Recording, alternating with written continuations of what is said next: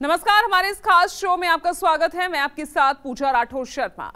2024 में बीजेपी का विजय रथ रोकने के लिए विपक्ष ने पूरा खाका खींच लिया है।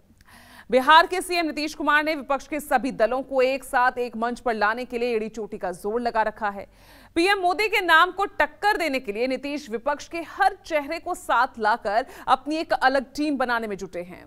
लेकिन नीतीश की कोशिशों की काट बीजेपी ने ढूंढनी शुरू कर दी है।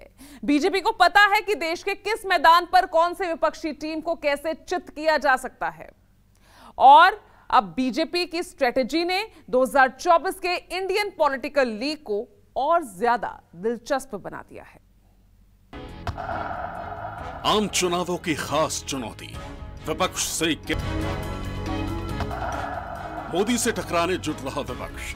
जनता की राय जाएगी किसके पक्ष, ठग की कोशिश भी जारी है। विपक्ष की इस जुगतबाजी ने बीजेपी को भी टेंशन में ला दिया और बीजेपी राज्य दर राज्य अपनी रणनीति बनाने की तैयारी कर रही है। बीजेपी राज्यवार विपक्षी एकता से मिलने वाली चुनौती और फायदे दोनों पर मंथन कर रही है। सीटों के हिसाब से तमिलनाडु और आंध्र प्रदेश में अभी तक बीजेपी की झोली खाली है।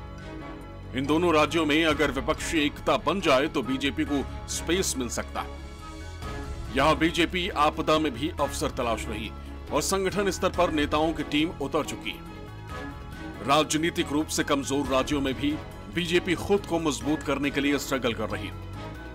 केरल, तेलंगाना, पंजाब जैसे राज्यों में विपक्षी एकता से भले ही बीजेपी को खास परेशानी ना हो, लेकिन ऐसे राज्यों में अगर विपक्ष जीतता भी है तो बीजेपी सबसे बड़ी विपक्षी पार्टी बनकर उभर सकती है और बीजेपी के ऊपर चढ़ने का सीधा सीधा और बड़ा नुकसान कांग्रेस जैसी पुरानी पार्टी को ही होगा। ये अपनी अलग तासीर होती है, अपना एक अलग माहौल होता है, अपने अलग मुद्दे होते हैं। तो विपक्ष की एकता होना और ना होना दोनों का प्रभाव तब पड़ेगा कि उस समय का मुद्दा और माहौल कैसा होता है।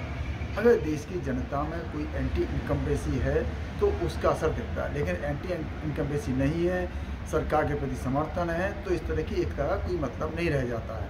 तो ये तो कर्नाटक चुनाव में मिली हार के बाद हिंदी भाषी बेल्ट में जीत बीजेपी के लिए बड़ी चुनौती बन चुकी है।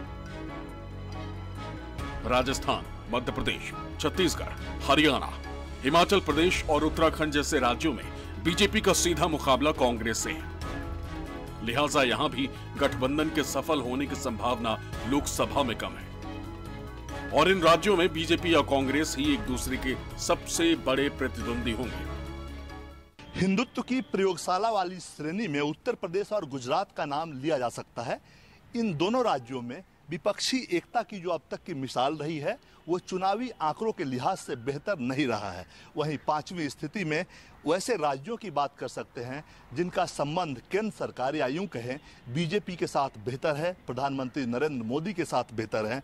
उसमें उड़ीसा और आंध्र प्रदेश का नाम आता है। उड़ीसा में नवीन पटनायक की सरकार है, वहीं YSRCP की सरकार यानी जगन मोहन रेड्डी की सरकार आंध्र प्रदेश में है। लिहाजा इन दोनों राज्यों में जो सद्भाव है केंद्र के साथ और बीजेपी के साथ, उसे देखते हुए ये कहा जा सकता है कि यहाँ विपक्षी एकता की स्थिति नहीं बनेगी। यहाँ विपक्षी एकता होना असंभव दिख रहा है, क्योंकि जो विपक्षी एकता की अगुवाई कर रहे हैं नीतीश कुमार, वो उड़ीसा का दौरा कर चुके हैं, लेकिन विपक्षी एकता के मुद्दे पर नवीन पटनायक को ऑन बोर्ड लाने में असफल रहे हैं। एक नजर में बीजेपी के लिए विपक्षी दलों की लामबंदी भले ही घाटे की वजह नजर आए, लेकिन बीजेपी ने भी अपना आकलन किया है। विपक्षी एकता की स्थिति में उसको क्या और कहां फायदा हो सकता है। बीजेपी का अपना आकलन है कि विपक्ष के गठबंधन से बीजेपी को केरल, तेलंगाना, पश्चिम बंगाल, झारखंड में फायदा मिलेगा। केरल में सभी 20 सीटें विरोधी पार्टियों के पास हैं। 19 सीट कांग्रेस के नेतृत्व वाली यूडीएफ के पास और 1 सीट सीपीएम के नेतृत्व वाले एलडीएफ के पास है।